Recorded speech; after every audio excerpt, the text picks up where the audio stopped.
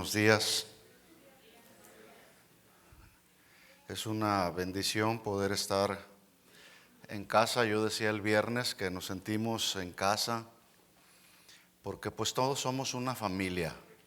Somos la familia donde Dios es nuestro Padre. Es un Padre bueno, es un Padre amoroso, es un Padre paciente, es un Padre que nos aconseja, es un Padre que nos soporta, es un Padre que nos perdona. Así es Dios. Qué hermoso es Dios, ¿verdad? Así que vale la pena seguir los caminos del Señor. Vale la pena pelear la buena batalla de la fe. Porque ¿qué sería de nosotros si no estaríamos en los caminos del Señor? Pues seguiríamos viviendo en nuestros delitos y en nuestros pecados. Y quiero decirle que formar parte de la familia de Dios es un privilegio que no todos tienen. No todos tienen ese privilegio, pero usted y yo sí lo tenemos, y esa es una bendición. Ya de entrada deberíamos estar plenamente agradecidos con Dios por formar parte de esa familia, la familia de Dios. Y bueno, gracias a David, Mireya, gracias por recibirnos. Han sido excelentes anfitriones. Ustedes también tienen pastores donde, pues, decía David, pastores jóvenes, pero pues bueno, así es Dios. Dios va levantando una nueva generación de pastores, pero no cualquier pastor, sino pastores comprometidos con Dios, comprometidos con la predicación de la palabra. Y por lo que acabo de escuchar, pues en este lugar, como en todas nuestras casas de oración hermanas y en algunas otras congregaciones, hay mucha palabra. No podemos menospreciar lo que Dios nos ha dado. Como nuestro Padre siempre prepara mesa para nosotros, para que el pueblo de Dios venga y se alimente, nos alimentemos de la abundancia de la palabra del Señor. Así que no tenemos excusa para decir, no, pues aquí en mi casa no hay alimento. Sí hay alimento, por lo que veo, y buen alimento, ¿verdad? Así que queremos animarles a que sigan adelante, perseverando en el Señor. Estamos viviendo tiempos proféticos, estamos viviendo los últimos tiempos. Las señales que Jesús habló de advertencia antes de su segunda venida quedan plasmadas en Mateo 24. Las estamos viendo usted y yo ya con nuestros propios ojos. Entonces eso debe de alertarnos y debe de mantenernos bien firmes en la palabra del Señor, bien firmes como iglesia. Así que arraigados y cimentados en la palabra del Señor siempre. Amén. Voy pues el día de hoy a proponerme tratar de poner una pieza más en el rompecabezas. Yo les decía el viernes que esta serie de enseñanzas que Dios puso en mi corazón compartir con ustedes es como ese rompecabezas donde le faltan tres piezas. La primera ya la pusimos el viernes. Hoy vamos a poner la segunda pieza, y en la segunda reunión pondremos la tercera, para que entonces nos quede bien claro el cuadro y podamos ver a la iglesia como es, pero también a la iglesia como será. Que finalmente esa debe de ser nuestra expectativa, ver a la iglesia como será. Cuando los días de nuestra vida terminen en este mundo, pues iremos a formar parte del reino de Dios por toda la eternidad. Pero hay que tener una esperanza, pero también una expectativa. ¿Qué vamos a hacer allá? ¿Verdad? Hay jóvenes, hay niños, incluso adultos, que piensan, no, pues allá en el reino de Dios, en la eternidad, va a ser pura alabanza y pura adoración y puro esto. No, y a veces por eso no quieren venir a la iglesia, porque piensan que allá va a ser pura predicación, pura alabanza, pura adoración. No, el reino de Dios es toda una aventura. No solamente vamos a estar adorando al Señor, esa es nuestra prioridad, adorar a Dios. Pero cuando estemos allá va a haber muchas cosas que tendremos que hacer juntos, ¿verdad? Entonces, pero aquí estamos solamente como en un ensayo. Estamos ensayando, estamos practicando lo que allá estaremos haciendo por muchos años. Así que es la expectativa que tenemos que tener como familia de Dios. ¿Cómo será la iglesia? Yo les decía el viernes que el propósito de estos 3 mensajes son 3 básicos. Uno, que nos enamoremos de la iglesia, enamorarnos de la iglesia. Como cuando yo por ejemplo ya tenemos 40 años mi esposa y yo casados, pero duramos 3 años de novios, 3 años y medio, y nos casamos porque estábamos enamorados, ¿verdad?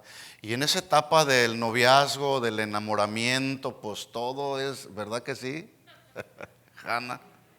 En ese tiempo del enamoramiento todo es dicha, felicidad, todo es hermoso, ¿verdad? Bueno, como iglesia debemos enamorarnos. Acuérdese, varón, cómo fue su etapa de noviazgo, mujer, cómo fue su etapa de noviazgo. Y esa etapa de noviazgo la podemos vivir como iglesia también, enamorándonos, en el buen sentido de la palabra o en un sentido espiritual, enamorándonos como la iglesia de Jesús que somos. Y en ese sentido, entonces, bien enamorados, yo me comprometo a servir a la iglesia. Comprometernos a servir a la iglesia, pero escuchen esto, a servir a la iglesia como es. Como es. Pero además que también estemos dispuestos a amarla, a servirla hasta que Jesús regrese, nos llame a su presencia, pero como ya lo dije, con esa expectativa de cómo será la iglesia según la Biblia. Ahora, si no logramos abrazar y cumplir con ese propósito como iglesia y a muchos otros propósitos más, pues me temo que estaremos perdiendo el tiempo. Y yo creo que estamos viviendo tiempos donde necesitamos aprovechar bien el tiempo, valga la redundancia. No estamos para perder el tiempo ya. Hay que aprovechar el tiempo. ¿Por qué? Porque los días son malos, ¿verdad? Entonces, a la iglesia, cuando nos reunimos, como en el día de hoy, pues no venimos a entretenernos ni a perder el tiempo, venimos a aprovechar bien el tiempo, adorando a Dios, pero también siendo expuestos a la predicación de la palabra. Y yo quiero que veamos una vez más el texto base donde hemos estado fundamentando esta serie de enseñanzas, que es Mateo capítulo 16, versículo 18. Son palabras de Jesús, donde Jesús está hablando con Pedro y le dice: yo también te digo que tú eres Pedro, que significa, el término griego es Petros, una roca pequeña. Una roca pequeña, Petros, roca pequeña, y sobre esta roca, refiriéndose a Jesús mismo, Petra es el término griego, masa de roca gigante, una mole de roca impresionante. Dice: sobre esta roca edificaré mi iglesia, y las puertas de la muerte o del Hades no prevalecerán contra la iglesia. La iglesia no estamos para estar así a la defensiva. Sí es cierto que Satanás está atacando a la iglesia, ya lo vamos a ver más adelante. Y si hay un ataque frontal por parte de Satanás y sus huestes espirituales de maldad, es contra la iglesia, es contra los verdaderos cristianos, es contra la familia cristiana, ¿verdad? Pero Jesús nos da una promesa: las puertas del Hades no prevalecerán contra la iglesia, ¿verdad? Voy a tratar de hacer una recapitulación así muy rápido para conectarnos con lo que sigue. El viernes preguntamos: ¿qué es la iglesia? Bueno, la iglesia somos todos nosotros los creyentes. La iglesia no es este edificio, porque luego de pronto nos preguntan: ¿a dónde vas? Voy a la iglesia. Yo creo que la respuesta más adecuada pudiera ser: voy al edificio donde nos reunimos la iglesia, ¿verdad? ¿Quién es la iglesia? Pues son los niños, los jóvenes, los adultos, formamos parte de la iglesia, y la iglesia es propiedad de Jesús. La iglesia no es de nosotros los pastores. ¿Ya sabían eso? Aunque bueno, hay pastores que dicen mi iglesia y tratan de controlar a la iglesia, pero no es así. La iglesia es de Jesucristo, porque Jesús fue el que pagó el precio en la cruz por la iglesia, ¿verdad? Y como somos la iglesia, somos propiedad de Jesús, pues Jesús, como nos ama y quiere lo mejor para nosotros, Él está edificando y perfeccionando a su iglesia, ¿verdad? En otras palabras, Jesús no ha terminado. ¿Alguno cree que ya terminó Jesús con el proceso de perfeccionamiento y de santificación en tu vida? No. Yo tengo caminando ya más de 35 años con el Señor y todavía el Señor sigue tratando conmigo. Todavía me sigue dando duro. Fallaste en esto, te equivocaste en esto. ¿Y saben a quién usa? A mi esposa, a mis hijos, ¿verdad? Porque ellos son como el monitor o el termómetro, ¿verdad? Y si algo tiene mi esposa es que sabe ser la ayuda idónea, no la ayuda errónea, la ayuda idónea. La ayuda idónea es la contraparte, no la parte que se pone en contra, sino el complemento. Y el complemento sabe hacer su función de confrontar cuando es necesario y de ayudar y de complementar. Y ella lo sabe hacer muy bien. Me dice, te equivocaste en eso, no debías de haber dicho eso, etcétera, ¿verdad? Porque así es Dios, ¿verdad? Así como en la familia Dios usa a la gente que tenemos a nuestro alrededor, dentro de la iglesia también hay un orden. Dios estableció pastores, Dios estableció un liderazgo en la iglesia para que la iglesia camine en el orden de Dios. ¿Se imagina una iglesia sin una cabeza dentro de la iglesia local? Sería todo un desorden, ¿verdad?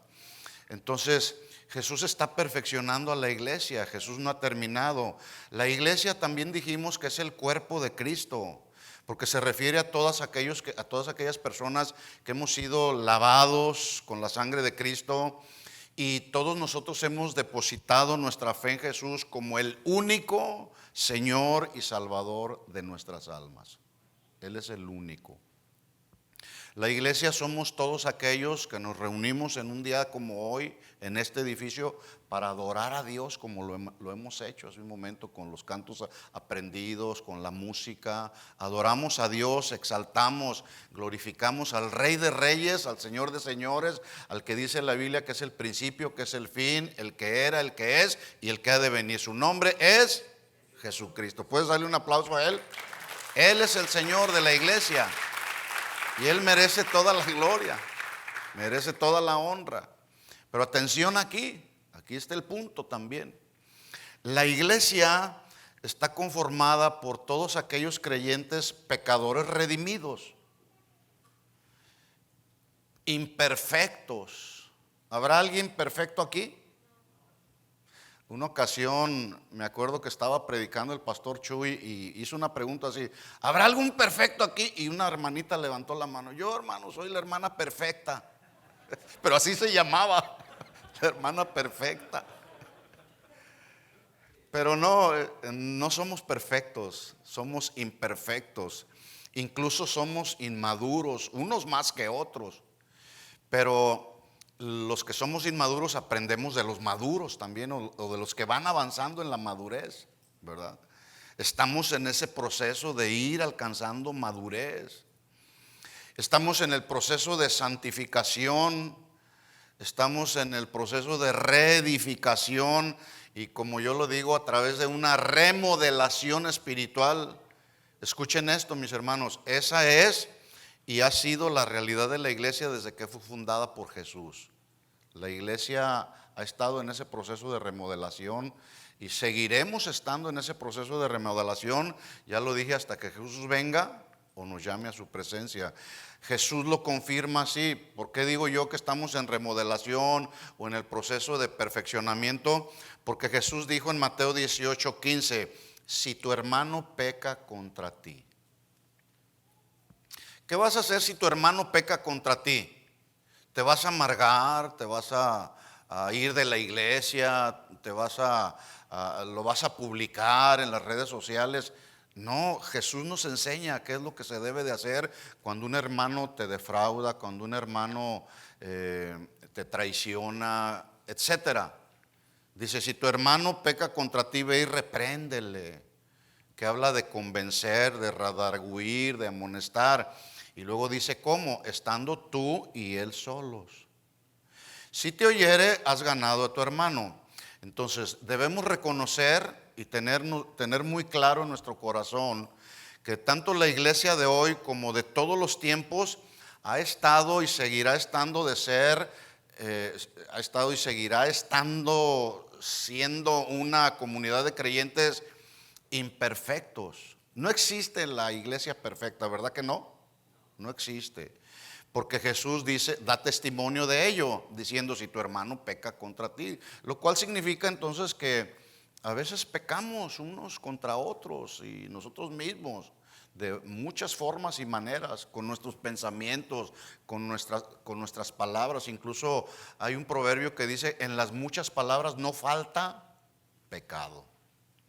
Y a veces abrimos la boca más de la cuenta, ¿verdad? Y ya incurrimos en algún pecado. Este texto, Mateo 18:15, también nos muestra de una manera implícita que hay una relación filial, una relación de hermanos, que habla del amor fileo, el amor entre los hermanos, el amor fraternal, el amor que nos une a los unos con los otros. En esa relación filial, cuando sabemos que algún hermano de la congregación anda en algún pecado, en una conducta equivocada o en una conducta inadecuada, como hermanos tenemos la responsabilidad de ayudarnos a entrar en el orden de Dios.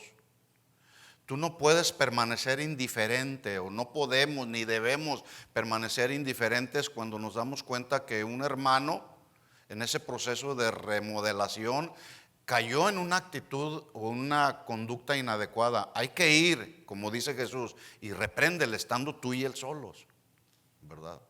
No puedes decir, allá su vida, yo no me voy a meter en problemas, él sabrá. No, no podemos hacer eso. Somos hermanos.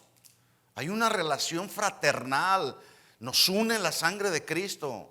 Nos une el nombre de Cristo. Nos une el sacrificio de Cristo en la cruz del Calvario. Yo no voy a permitir que mi hermano continúe en esa conducta inadecuada y al final de sus días tenga el riesgo de desviarse de los caminos del Señor y finalmente irse a una eternidad sin Cristo. No podemos hacer eso. Al contrario, si vemos que el hermano está en esa conducta pecaminosa, tenderle la mano y decirle, adelante hermano, corrige el camino y vamos a seguir adelante en la carrera de la vida cristiana. Eso es lo que debemos hacer como iglesia local.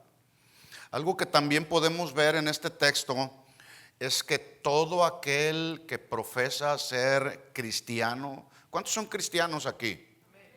Quizá la pregunta es muy obvia o muy absurda, ¿no? Porque se supone que todos los que venimos a reunirnos en esta casa, pues somos cristianos, pero a veces la realidad es diferente. No todos los que están dentro de una congregación son verdaderos cristianos nacidos de nuevo. Por eso la pregunta, ¿no? ¿Cuántos son cristianos? Bueno, si tú dices, yo soy cristiano, pues tú tienes la responsabilidad de ser miembro o parte integral de una iglesia local. Yo decía el viernes, no existen los cristianos solitarios. No existen, ¿sí? Alguien dijo que si tú dices que eres cristiano, pero no eres parte integral de una congregación, pues deberías estar en un banco de órganos, esperando que tú como una pieza del cuerpo de Cristo seas injertado al cuerpo. Todos los miembros del cuerpo estamos injertados en un cuerpo humano, ¿verdad? Lo mismo es en la iglesia, ¿verdad? Si no, pues entonces quédate allá en el banco de órganos, allá, tú solito, sin funcionar, ¿verdad? Así que ser miembro de una iglesia local, escuchen esto mis hermanos, no es opcional, no es opcional. Es un deber que tenemos como cristianos. ¿Por qué? Porque la iglesia de Cristo, la iglesia somos el cuerpo, ¿de quién? ¿Del pastor? Somos el cuerpo de Cristo y debemos de ser miembros los unos de los otros. ¿Por qué digo esto? Porque es en la iglesia local donde tú y yo somos pastoreados, somos alimentados, somos nutridos con la palabra, somos instruidos. En la iglesia local, en el servicio, somos también amonestados, somos edificados. Es en la iglesia local donde se ponen en práctica los dones que te fueron dados por Dios, los regalos de Dios que son útiles en el desarrollo y el funcionamiento del cuerpo de Cristo. Es ahí donde practicamos, dentro y fuera de la iglesia, practicamos también nuestros deberes cristianos. Deberes cristianos. Y a veces nomás queremos recibir los privilegios, pero no queremos cumplir con nuestros deberes. Escuchen esto, mis hermanos, somos deudores los unos de los otros. No somos merecedores, somos deudores. Porque todo lo que hemos recibido lo hemos recibido por su gracia, por su misericordia. Nada de lo que tú eres, nada de lo que tú tienes te fue dado porque eres muy inteligente, muy sabio. No, somos deudores de Dios. Somos deudores los unos a los otros porque todo lo que tenemos de nuestra mano proviene de Él. ¿Sí? Entonces, cuando venimos a la congregación, aquí en la congregación, dentro y fuera de la congregación, practicamos nuestros deberes como cristianos, que es el orar el unos por los otros. Como hace un momento desde este lugar se oraba por los hermanos que están atravesando por alguna necesidad, alguna aflicción. Se intercede por ellos, por los pastores. Necesitamos que la iglesia esté orando por los pastores, ¿verdad? Aquí en la comunidad de creyentes nos manifestamos el amor los unos por los otros, y si hay algún conflicto nos perdonamos los unos a los otros, nos animamos y nos exhortamos los unos a los otros, perseveramos en la comunión los unos con los otros, nos servimos los unos a los otros, aprendemos a no juzgarnos los unos de los otros, aprendemos aquí en la congregación a través de la instrucción de la palabra a no mentirnos los unos de los otros. Escuche lo siguiente que voy a decir a continuación. Debido a que somos miembros del cuerpo de Cristo, escuchen esto, debemos cuidarnos los unos a los otros y no cuidarnos los unos de los otros. Es bien diferente, ¿verdad? Porque a veces andamos cuidándonos así, ay, que no se me acerque el hermanito este. No es así. Debemos cuidarnos los unos a los otros, no cuidarnos los unos de los otros. ¿Qué es eso? Así que debemos entender muy bien esto, mis hermanos. Como miembros del cuerpo de Cristo, conformamos el cuerpo de Cristo, pero no somos perfectos. Ya lo dije, nos encontramos en el proceso de madurez, de perfeccionamiento, de remodelación.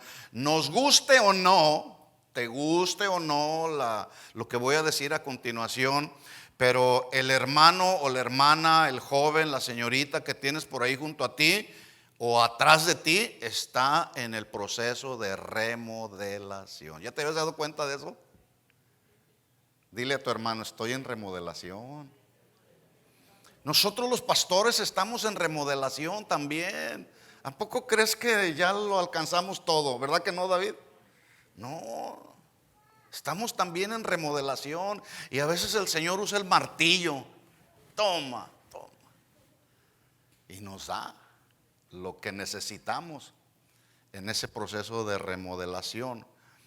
Ahora, cuando algún creyente no está consciente de que esa es la realidad de la iglesia, en lugar de gozarse por el hecho de ser parte de una iglesia local, muchos se decepcionan, se van en pos de buscar la iglesia perfecta. Y peor aún, se van hablando del pastor, se van hablando de los hijos del pastor, de la esposa del pastor, se van hablando del que dirige la alabanza, se van hablando de todo mundo, con una amargura impresionante. Y el problema es que esa amargura se la llevan. Pero ellos van en pos de buscar la iglesia perfecta, la congregación perfecta. Y resulta que cuando llegan a un lugar donde creen que es la congregación perfecta, llegan ellos con amargura en el corazón y ya se arruinó el asunto, ¿verdad? Algunos inclusive llegan a la congregación con expectativas irrealistas de lo que en realidad es la iglesia local. Esto nos lleva pues a las dos preguntas con las que terminé el viernes. La primera pregunta fue: ¿cuál es entonces la realidad de la iglesia en esta tierra en tanto nos encontramos militando en este mundo caído y gobernado por Satanás? ¿Cuál es la realidad de cómo debemos nosotros ver a la iglesia como es? ¿Sí? Y aquí vamos a tratar de conectarnos ya con lo que sigue. En otras palabras, la segunda pregunta es: ¿cuáles son las expectativas con las que tú y yo, o las que tú y yo debemos tener con respecto a la iglesia? ¿Quién es la iglesia? Somos todos nosotros, ¿sí? Y yo quiero que note usted que dije cuáles son las expectativas, no el ideal de lo que yo pretendo determinar acerca de cómo quiero yo que sea la iglesia, o cómo quiero yo o cómo sé yo o quisiera yo que debe ser la iglesia. Porque luego llegan personas a la congregación local y como que a nosotros los pastores nos quieren decir: es que la iglesia debe de ser de esta manera. Espérame. A ver, vamos a la palabra, ¿verdad? Vamos a alinearnos a lo que dice Dios, no a lo que dices tú. La iglesia tampoco debe de ser lo que el mundo dice que debe de ser la iglesia. Porque lamentablemente muchas conductas, filosofías del mundo se han metido a la iglesia y dicen: ya, esta es la iglesia. No, nosotros debemos tener la expectativa acerca de cómo es la iglesia de acuerdo a lo que dice la Biblia que debe de ser la iglesia, ¿sí? Nosotros tenemos pues que llegar a la iglesia con esa expectativa para, en ese sentido, entonces poder enamorarnos de la iglesia, amar a la iglesia y servir a la iglesia. Y necesitamos tener la convicción de que la iglesia pues es la esposa de Cristo, ¿verdad? Y justamente es ahí donde está el problema, porque muchos o algunos que están en la iglesia local no tienen esa convicción de que la iglesia es la esposa de Cristo. ¿Por qué digo esto? Porque yo me encuentro con creyentes que dicen: Señor, te seguiré a ti, pero a tu iglesia no la aguanto más. No es así. No es así. El que dice que es cristiano y ama a Cristo y sigue a Cristo debe de amar a la iglesia de Cristo. ¿Sí o no? Sí. Ahora, en tanto no entendamos esta gran verdad de que la iglesia somos el cuerpo de Cristo, somos la esposa de Cristo, la novia de Cristo, pues seguirán los pleitos, seguirán los desacuerdos, seguirán los conflictos, seguirán las diferencias entre los hermanos, los pecados dentro de la iglesia. ¿Habrá pecado dentro de la iglesia local, sí o no? Sí. Y ese pecado tiene que ser cortado. ¿Cómo? Pues a través de la predicación de la palabra, y el Espíritu Santo viene y redarguye el corazón de los creyentes. Por eso no hay que dejar de congregarnos como algunos tienen por costumbre, ¿verdad? Con esto no estoy diciendo tampoco que los conflictos terminarán por completo, porque aún estamos en este cuerpo. Pablo decía: miserable de mí, ¿quién me librará de este cuerpo de muerte? Pablo luchaba consigo mismo, ¿verdad? Además, él escribió a los corintios un texto que al principio a mí me causó un poco de conflicto entenderlo. Y Pablo le dijo a los corintios en 1 Corintios capítulo 11 versículo 19: cuando yo empezaba a caminar en el Señor, pues yo llegué enamorado del Señor, andaba en la pasión del primer amor, y llego a la iglesia. El primer día que yo llegué a casa de oración en Guadalajara, me recibieron los hermanos, no me conocían y me amaron, y yo tuve una experiencia muy especial. Sentí un profundo amor por parte de los hermanos. Yo dije: wow, llegué a la iglesia perfecta. Pasó un año y ya estaba yo teniendo otras expectativas, ¿no? Entonces a mí me costó trabajo poder entender hasta que Dios me mostró la realidad de este versículo, 1 Corintios 11:19. Dice ahí Pablo: es preciso que entre ustedes haya ¿qué? ¿Que haya qué? Disensiones. ¿Cómo, Señor? Pues somos hermanos en Cristo. Tú nos lavaste con tu sangre, Señor. Nos amamos unos a otros. Y yo luchaba en mi mente para poder entender este versículo. ¿Cómo es que está habiendo pleitos entre nosotros? Porque disensión se traduce pleitos, desacuerdos, conflictos. Pero después en la segunda parte nos da el propósito. Es preciso que haya entre ustedes disensiones para propósito, para que se hagan manifiestos entre ustedes. ¿Quiénes? Los que son aprobados. Primero, lo que el apóstol está expresando en este texto es la necesidad de que se produzca una distinción entre el cristiano carnal y el cristiano espiritual. Eso es lo que trato yo de extraer de este texto. Hay una necesidad, que haya una distinción entre los creyentes espirituales y los creyentes carnales. Y a lo mejor usted preguntará: ¿hay cristianos carnales? Sí, sí los hay. No debiera, pero sí los hay. Y resulta que Pablo está diciéndonos en el texto que las disensiones y los conflictos que provocan divisiones, así como en el tiempo de Pablo que le escribió a los Corintios, lo mismo sucede en el día de hoy. Las disensiones, los conflictos provocan divisiones, y la forma de comprobarlo es, en otras palabras, que en la iglesia los carnales se distinguen claramente de los espirituales a través de las disensiones, a través de cómo resuelven los conflictos. No sé si me expliqué. Es decir, el que anda conforme a la carne, escuchen esto, el cristiano carnal, y cuídese de ellos, y si usted se da cuenta que alguien anda en una conducta cristiana carnal, ya dijimos, ve y habla con él, a solas con él, y alínealo. Pero características que luego muestran a los cristianos carnales, porque los que andan conforme a la carne empiezan a formar sus grupitos dentro de la congregación local. Y esos grupitos luego empiezan a dividirse y luego empiezan a murmurar. Luego no dan la cara. Eso es lo peor del asunto. No dan la cara. ¿Por qué? Pues entre otras cosas porque son cobardes o porque no tienen amor real por las ovejas. Cuídese de ellos. Cuídese de los cristianos carnales. Y esos no faltan en las... Bueno, aquí no. Allá en California es donde luego hay algunos, ¿verdad? Pero muy diferente al que anda conforme al Espíritu, porque es un cristiano que se deja guiar por el Espíritu, ama a los hermanos de manera espiritual, los sirve de manera incondicional.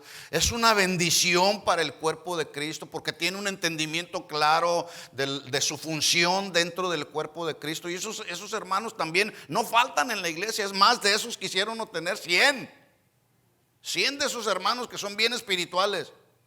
Pero resulta que dice Pablo que es preciso que haya entre vosotros disensiones para que se haga una diferencia entre el cristiano carnal y el espiritual. Y al cristiano carnal, alinearlo, ¿verdad?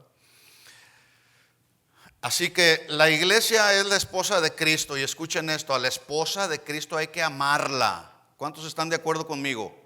Pero amarla como es. Ahora, para mí es muy fácil amar a mi esposa, amar a mis hijos, amar a mis nietos. Amo mucho a mis nietos, amar a mis amigos. Es muy fácil amar a nuestros amigos, a los que son fáciles de amar. Pero la Biblia dice que hay que amarnos los unos a los otros como somos. ¿Verdad que sí? Y justamente ahí está el problema. De eso se trata el mensaje, de que podamos tener un entendimiento claro de que debemos amarnos los unos a los otros como somos. Hay que soportar a los difíciles de soportar, porque a los fáciles pues eso no tiene mérito alguno. Así que ya dije yo, formar parte de la iglesia, de la familia de Dios, es un privilegio que no todos tienen, porque es una bendición, con todo y las imperfecciones que todos tenemos, comenzando por nosotros los pastores. Tenemos muchas imperfecciones. Así que, idealmente hablando, las iglesias locales deberían estar compuestas solo por creyentes nacidos de nuevo, y esa es una diferencia que se puede hacer o podemos tomar como ejemplo la diferencia que había entre el pueblo de Dios del antiguo pacto y el pueblo de Dios del nuevo pacto. Por ejemplo, en el Antiguo Testamento todos los israelitas circuncidados pertenecían al pueblo de Dios independientemente de la condición de su corazón. No todos eran salvos, pero todos disfrutaban del privilegio de los beneficios del pacto antiguo. Todos disfrutaban de ese beneficio que Dios hizo con el pueblo, el pacto que Dios hizo con el pueblo de Israel. Pero ahora en el Nuevo Testamento, todas las personas que componemos la comunidad del nuevo pacto somos personas perdonadas, regeneradas, justificadas en el proceso de santificación, pero personas que conocemos al Señor. Así que idealmente, pero no realmente hablando, todos los miembros de una congregación local, incluyendo a los ministros que forman parte del nuevo pacto, deberíamos de ser genuinos y llamados cristianos. Bueno, esto lo establece así Pablo en 1 Corintios capítulo 1, versículo 1. Dice Pablo, 1 Corintios 1:1. Pablo, llamado a ser apóstol de Jesucristo por la voluntad de Dios, y al hermano Sóstenes y a la iglesia de Dios que está en Corinto. Y luego fíjese cómo los califica: a los santificados, que significa a todos aquellos que fueron puestos aparte para Dios, consagrados para Dios. Dice: a los santificados en Cristo Jesús, llamados a ser carnales, mundanos, llamados a ser santos. ¿Sí? Que significa consagrados, con todos los que están en cualquier lugar y que invocan el nombre de nuestro Señor Jesucristo, Señor de ellos y nuestro. Bueno, así es como Pablo está describiendo en este caso a los creyentes de la iglesia en Corinto, pero esa es la realidad. Cristianos santos, llamados, consagrados, santificados para el Señor. Sin embargo, por más cuidadosos que seamos los pastores, ninguna iglesia alrededor del mundo puede garantizar que un inconverso no entrará a la congregación local. Eso es casi imposible. ¿Por qué? Porque nuestro juicio o nuestro discernimiento como ministros es falible. Nos equivocamos, ¿verdad? Nosotros podemos evaluar los frutos externos de una persona, pero no podemos ver el corazón, al final de cuentas. Incluso hay quienes disfrazan muy bien, con mucha apariencia de piedad, su cristianismo, ¿verdad? Y al final de cuentas pues sale todo a la luz. Esto lo vemos aún en la época del ministerio de los apóstoles, donde pues indudablemente se colaron los inconversos haciéndose pasar por conversos dentro de la iglesia. Y uno de ellos fue Simón, aquel hombre que dice que ejercía la magia en la narración de Hechos capítulo 8, y que fue bautizado nada más y nada menos por el apóstol Pedro. Y el mismo Pedro, cuando se dio cuenta, después lo reprendió y le dijo en Hechos capítulo 8 versículo 20: tu dinero perezca contigo. Pero ahí andaba el mago Simón. ¿Por qué has pensado que el don de Dios se obtiene con dinero? No tienes tú parte ni suerte en este asunto, porque tu corazón no es recto delante de Dios. Incluso hay personas que entran dentro de la iglesia y pueden hacer cosas para la iglesia, pero sin un corazón recto para Dios, ¿verdad? Versículo 22 dice Pedro a Simón: arrepiéntete pues de esta tu maldad y ruega a Dios, y quizá te sea perdonado el pensamiento que tuviste en tu corazón. Entonces, como pastores se pueden colar dentro de la congregación local aquellas personas que en realidad no son nacidos de nuevo, como ahí está el caso, ¿verdad? Pero además, también por la Biblia podemos darnos cuenta que también se colaron dentro de la iglesia y llegaron a ocupar estos inconversos, o a lo mejor empezaron bien pero terminaron mal, y llegaron a ocupar puestos de liderazgo en el ministerio, como Demas, quien fue un colaborador muy cercano del apóstol Pablo, pero después desertó del camino. Por eso es que Pablo le escribe a Timoteo en su segunda carta de Pablo a Timoteo, en el capítulo 4, le dice Pablo a Timoteo: ven pronto a verme, porque este tremendo de Demas me ha desamparado amando este mundo y se fue a Tesalónica. Para que usted tenga una idea, Tesalónica era más o menos lo que hoy es Las Vegas, considerada por muchos la ciudad del pecado. ¿A dónde se fue Demas? A Tesalónica. Bueno, hay algunos que luego están en el ministerio, inclusive en el ministerio de alabanza, en cualquier otra función de la iglesia local, y de repente, ¿qué pasó con el hermano? Ya no está, se fue a Tesalónica. Pero ¿qué pasó? Si cantaba hermoso el hermano y tocaba impresionante. Pues sí, pero se fue a Tesalónica. Y a mí me sorprende que Pablo, siendo el hombre de Dios que fue, con un discernimiento espiritual tan agudo que él tenía, no pudo discernir el corazón de Demas. Y lo que más es sorprendente es que el mismo Pablo recibía revelaciones directas del Señor, incluso precisamente por causa y a resultado de las revelaciones que él había recibido, que eran revelaciones inefables, que no podía expresar con palabras, le fue enviado un aguijón. Y él mismo lo dijo: para que las revelaciones del Señor no me exaltasen sobremanera, me fue dado un aguijón, ¿verdad? Él tenía un discernimiento muy agudo. Entonces mi pregunta es, respecto a este Demas, que era colaborador de Pablo, mi pregunta es: ¿por qué el Señor no le dijo a Pablo: cuídate de Demas, que no tiene un corazón recto? ¿Por qué? ¿Alguien sabe? Yo tengo esa pregunta. ¿Por qué Dios no le reveló?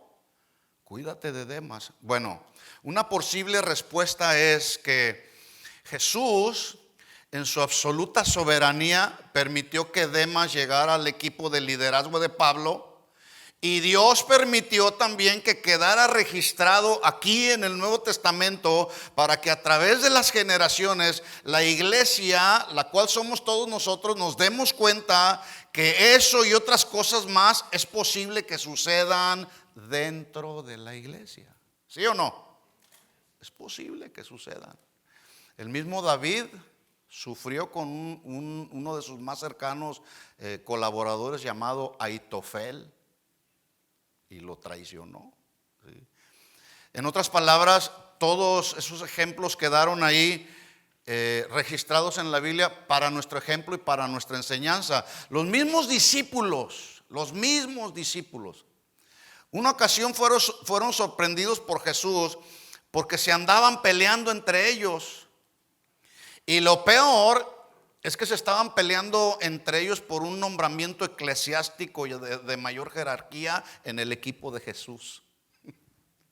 Dice la Biblia en Marcos capítulo 9, versículo 33. Leo solamente estos versículos. Marcos 9, 33 dice: y llegó a Capernaum. Ellos venían de un día de milagros, de predicación, un día muy ocupado que tuvo Jesús, y venían de Galilea a Capernaum. En el camino, porque en aquel tiempo no había aviones, en el camino, dice, venían ellos platicando ahí. Dice que cuando estuvo en casa, les preguntó a los discípulos. Mire la pregunta, estoy en Marcos 9:33. ¿Qué disputaban entre ustedes en el camino? Y versículo 34, la primera parte dice: mas ellos se callaron. Yo me imagino que se sorprendieron. Ay, ya nos cachó el Señor. El maestro nos sorprendió. Y les pregunta a Jesús: ¿qué disputaban? Bueno, lo mismo que se disputa en el día de hoy en los diferentes ministerios de la iglesia local. Cualquier parecido con la realidad es mera coincidencia, ¿sí? Porque dice ahí el versículo 34: porque en el camino habían disputado entre ellos quién había de ser el mayor. Acuérdense que Jesús les empieza a decir: es necesario que el Hijo del Hombre padezca, voy a ser crucificado. Les está anunciando su muerte. Y para pronto empezó la riña, empezaron los pleitos. Disputar es un verbo que se traduce discutir, reñir, rebatir, pelear. Y si usted hace un cuadro en su mente de esa disputa, yo puedo imaginarme que, por ejemplo, Pedro le dice a Juan: oye Pedro, oye Juan, ¿qué no sabes quién soy yo? A mí Jesús me dio las llaves del reino, por tanto tengo la autoridad y yo seré el mayor. Estoy solamente pensando que disputaban. Es posible que haya sido algo como esto. Y luego Juan le responde: no, mira Pedrito, no te equivoques, no te equivoques. Yo soy el discípulo amado. Él me ha dado la libertad, tengo toda la confianza. Es más, tengo toda la confianza y el apoyo del maestro para recostar mi pecho, mi cabeza sobre su pecho. Sin lugar a dudas, es posible que Juan pensó: a mí el Señor me va a decir, tú vas a ser el mayor. ¿Eso se parecerá a lo que está sucediendo aquí?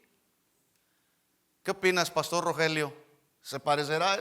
Algo así sucede en la congregación cuando no tenemos una expectativa clara de quiénes somos y cómo debemos de desarrollarnos en la iglesia local.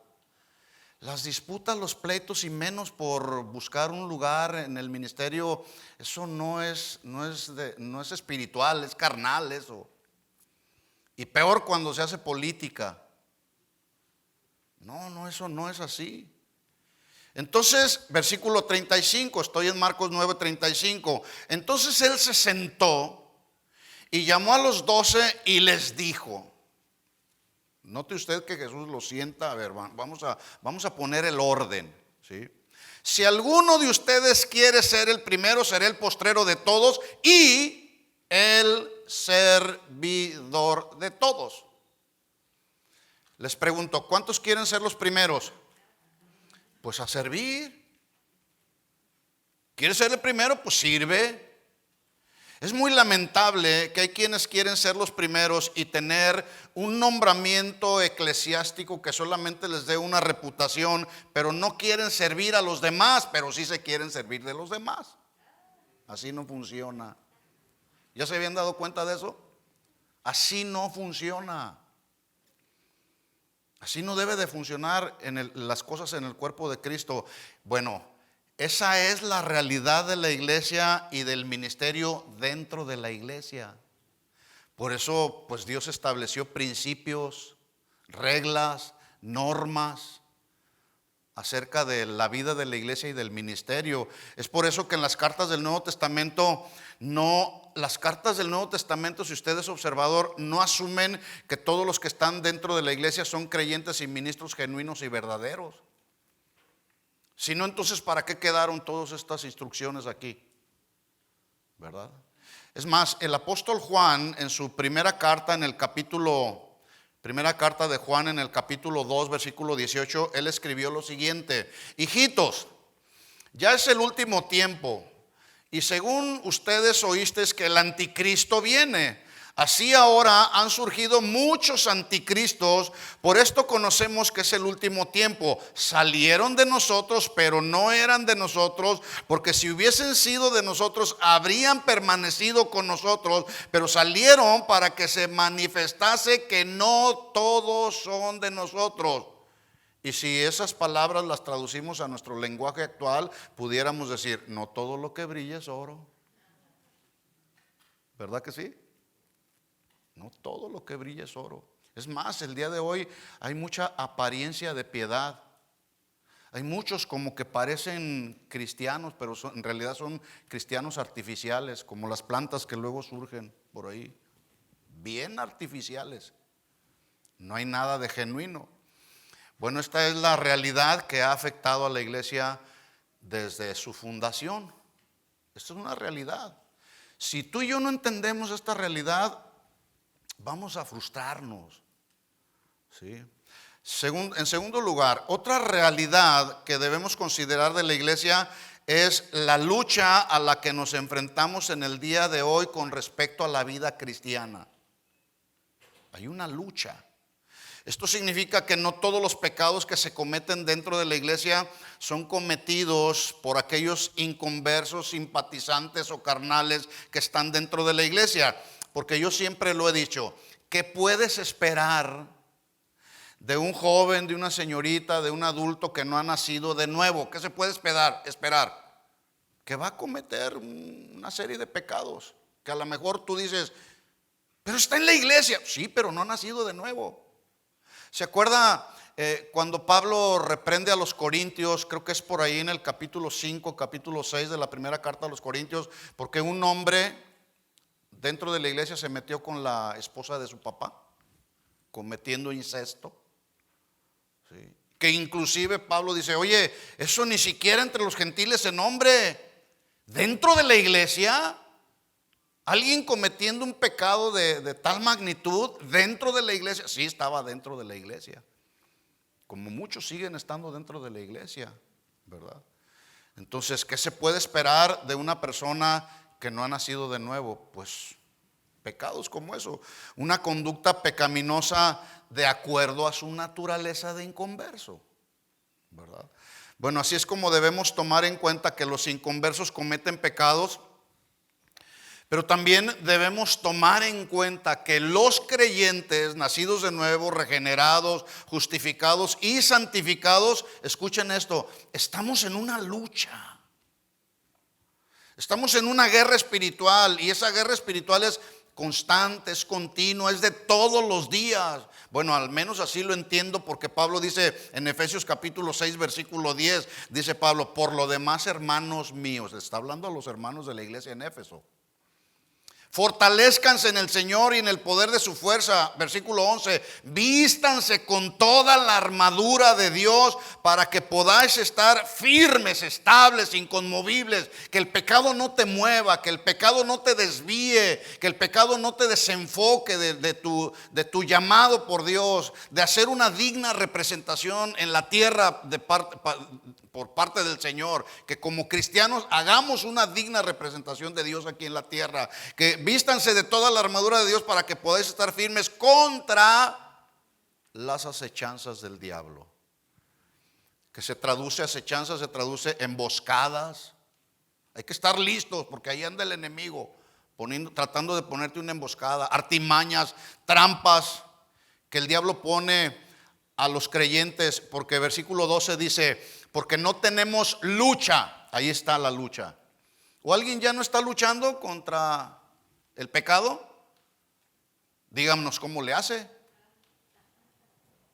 Porque no tenemos lucha contra sangre y carne, sino contra principados, potestades, gobernadores de las tinieblas de este siglo, contra huestes espirituales de maldad en las regiones celestes. Bueno, debemos tomar en cuenta que aunque Satanás está derrotado, todavía sigue ejerciendo autoridad sobre el reino de la tierra. Y él a Jesús le dijo, se presenta la tentación con Jesús y le dice, le muestra todos los reinos de este mundo y la riqueza de ellos, y le dice, a ti te daré toda la potestad y la gloria de ellos, porque a mí me ha sido entregada y a quien quiero se la doy, y te la voy a dar a ti si postrado me adorares, serán tuyos. ¿Qué respondió Jesús? Escrito está, al Señor tu Dios adorarás y a Él solamente servirás. Así que estamos en un campo de batalla, enfrentando a un enemigo que es poderoso. ¿Cuántos saben que Satanás tiene poder? Pero escuchen esto, la buena noticia es que los recursos que el Señor nos ha dado tienen mucho más poder. De hecho, la Biblia dice, hablando a través del apóstol Juan, dice, mayor es el que está en mí que el que está en el mundo, ¿verdad? Por eso Pablo le dijo a los creyentes de Éfeso, fortalezcanse en el Señor. Y es este tiempo justamente cuando los cristianos debemos estar fuertes en el Señor. Porque hay muchas tentaciones. Con esta pandemia a muchos les vino la apatía espiritual. Realmente sacaron lo que había en el corazón. Y en la mayoría de muchos cristianos alrededor del mundo, Jesús no había un compromiso con Jesús. y se quedaron cómodos en casa, ¿verdad? Hace unos meses atrás yo escuché un dato interesante.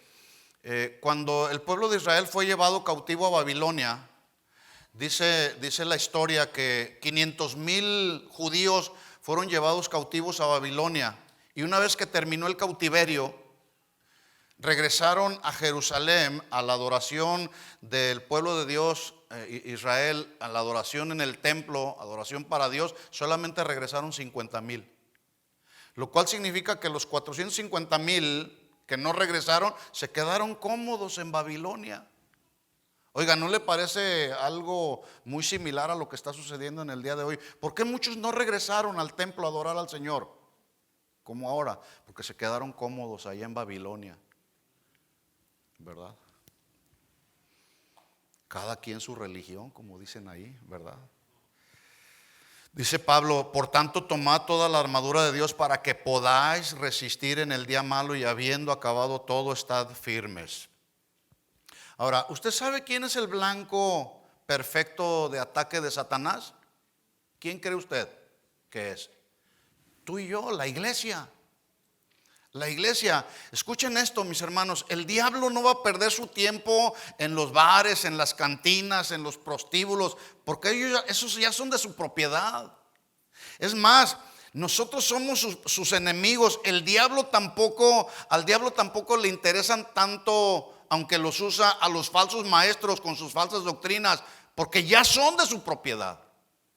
Pero el diablo los usa. ¿Para qué? Pues para desviarnos del camino del Señor. Pero escuchen esto: esta es la realidad de la iglesia, esta es la realidad de nuestra lucha.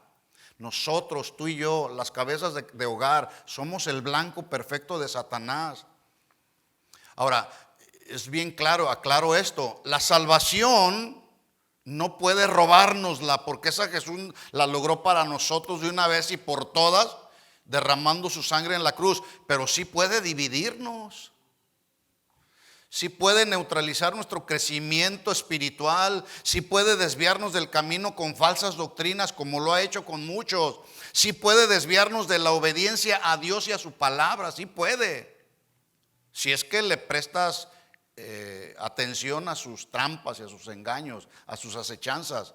Todo lo que tenga que ver con neutralizar nuestra utilidad en el reino de Dios, Satanás lo hará para que seamos motivos de burla, para que seamos motivo de escarnio, para que sea motivo de deshonra en el ministerio. Y ahí está Satanás. Por eso yo decía, otra realidad que tenemos que tener muy clara la iglesia es que estamos en una lucha, y es una lucha de todos los días. Por eso todos los días tenemos que ir a la presencia del Señor a fortalecernos en el poder de su fuerza, ponernos toda la armadura de Dios y salir a enfrentar este mundo con todo y sus ideologías y sus filosofías que este mundo está manejando. Pero escuchen esto: hay que enseñar a nuestros hijos, porque a veces nuestros hijos están enfrentando a un mundo muy agresivo y no saben espiritualmente cómo defenderse. Y los padres, ay, gloria a Dios. Por eso luego a nuestros hijos se van al mundo. Yo les pregunto allá a todos los padres de familia de nuestros jóvenes, les hago una pregunta para hacerles conciencia de esta realidad que hay, de la lucha de todos los días. ¿Cuántos padres de familia tienen hijos? Levanten la mano aquí. A ver, ¿cuántos padres de familia tienen hijos? Ok. ¿Tú quisieras que tu hijo se fuera a una eternidad sin Cristo? En otras palabras, ¿tú quieres que tu hijo se vaya al infierno? ¿Sí o no? ¿Qué padre quiere que nuestros hijos se vayan al infierno? No. Bueno, hay que instruirlos. Hay que llevarlos a esa experiencia del nuevo nacimiento. Hay que ser diligentes en la instrucción espiritual de nuestros hijos, ¿verdad? La iglesia, la congregación local, no es la responsable, por cierto, no es la responsable. Tenemos una responsabilidad. Aquí, por lo menos nosotros en Fontana, los tenemos a nuestros jóvenes 1 hora cada domingo, ¿verdad? Y luego, no, la iglesia tiene la responsabilidad. Sí, tenemos un cierto grado de responsabilidad como ministerio, pero la responsabilidad principal de la instrucción espiritual y la educación espiritual de sus hijos es de ustedes. ¿Sí o no?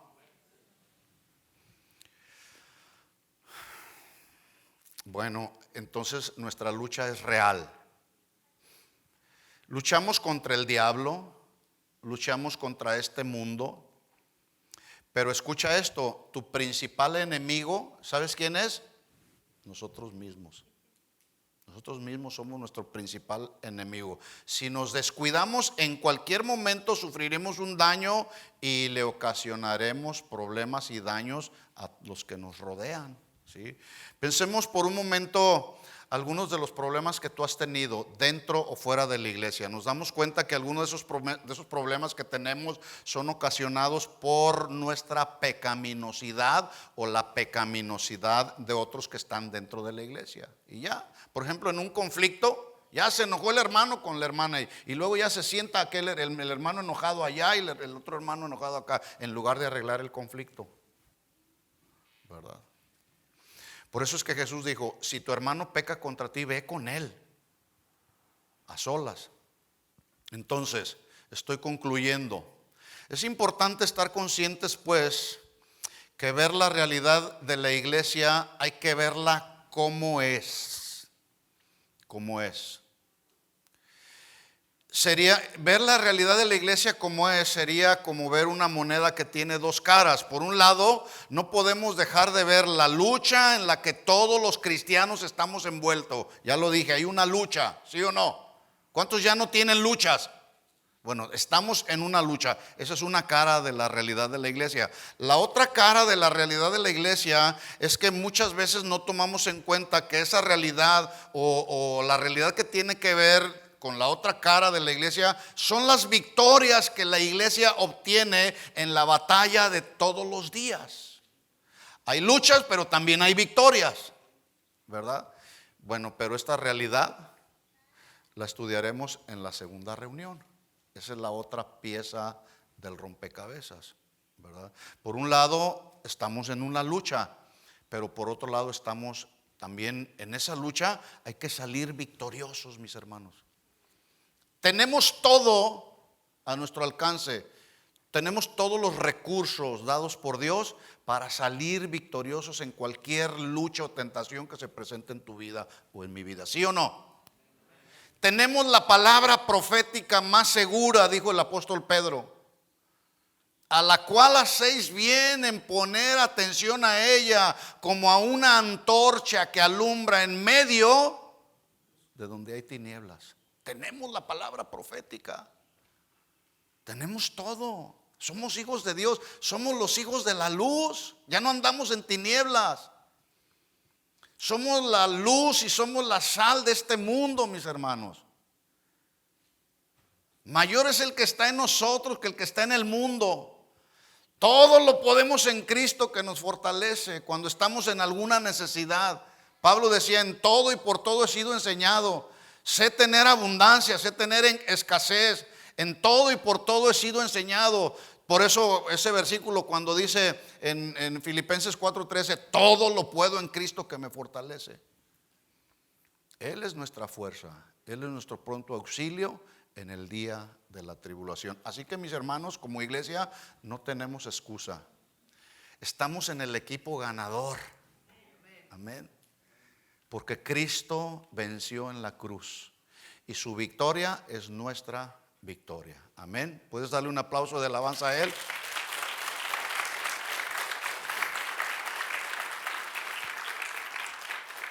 Bueno, la victoria de la iglesia en medio de las batallas de todos los días lo veremos en la segunda reunión, ¿verdad? Al final yo le recomiendo que usted junte todas estas tres piezas del rompecabezas, las junte y usted va a ver toda la pintura completa acerca de la vida de la iglesia local, cómo debemos ser, cómo debemos conducirnos y qué Dios demanda de nosotros como iglesia. Amén. Les quiero invitar, si se ponen de pie un momento, y vamos a orar y vamos a pedir la gracia de Dios, la sabiduría de Dios. Señor, cierra tus ojos un momento, si quieres levantar tus manos al Señor y decirle, Señor, aquí está nuestra vida delante de ti. Ahora entendemos, Señor, la gran responsabilidad que nos ha sido delegada como tu pueblo, como tu iglesia. la iglesia del nuevo pacto, la iglesia de un pacto renovado que fue sellado con la sangre de Cristo. Ahora, Señor, estamos aquí y queremos hacer una digna representación de ti aquí en la tierra, Señor. Por eso queremos pedirte que continúes perfeccionando tu obra en nosotros, Señor.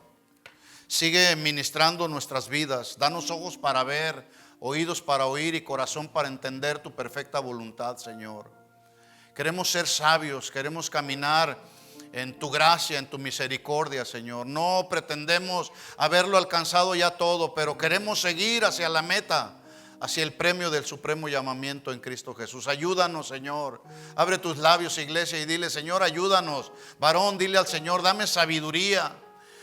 Santiago dijo: si alguno tiene falta de sabiduría, pídala a Dios, el cual dará abundantemente y sin reproches. Pedirá y le será dada abundantemente y sin reproches. Señor, cuánto necesitamos de tu sabiduría, cuánto necesitamos de tu consejo, cuánto necesitamos, Señor, de la revelación de tu palabra. Aunque ya sabemos, todo está revelado, pero aún hay cosas que por alguna razón no entendemos, Señor. Danos ese entendimiento, alumbra los ojos de nuestro entendimiento, Señor. En el nombre de Jesús nos encomendamos a ti, Señor. Nos ponemos en tus manos, Señor. Dile al Señor: Señor, pongo en tus manos mi vida, pongo en tus manos mi familia. Si eres varón casado, dile: Señor, guárdanos del peligro, guárdanos de la maldad de este mundo. No sabemos qué nos esperan en los días, meses y años que vienen, Señor. Solamente podemos saber que estamos viviendo los últimos tiempos, los tiempos que tú profetizaste y donde tú nos advertiste que vendrían guerras, rumores de guerras, pestes, falsos maestros, falsos líderes que engañarían a muchos, si es posible, a tu pueblo, Señor. Pero en medio de lo que nos tocó vivir, Señor, queremos tener la luz de tu palabra. Alúmbranos, Señor. Que tu palabra, que es la lámpara, alumbre nuestro caminar diario, Señor. Te lo pedimos en el nombre de Jesús. Bendice esta casa, Señor. Sigue cumpliendo tu propósito, Señor, en la vida de tus pastores, Señor. Aquellos que estableciste en esta casa, Señor, conforme a tu gracia, a tu misericordia, Señor. A ti te plació hacerlo de esa manera, Señor. Y tú lo harás, Señor, porque tú eres el Señor de la iglesia. Tú eres soberano. Tú quitas y pones, Señor, a quien tú consideras que debe estar, Señor. Oramos, bendecimos a nuestros pastores, Señor. Oramos por tu pueblo, Señor, por cada familia representada en esta casa, Señor. Que sean guardados del mal, Señor. Los que tú nos diste, que ninguno se pierda, Señor. En el nombre de Jesús, tu bendición, tu protección divina para esta casa, Señor. Prospera siempre todo lo que ellos emprendan en Cristo Jesús, Señor. Y a ti sea toda la gloria, toda la honra y todo el honor, Señor. Amén.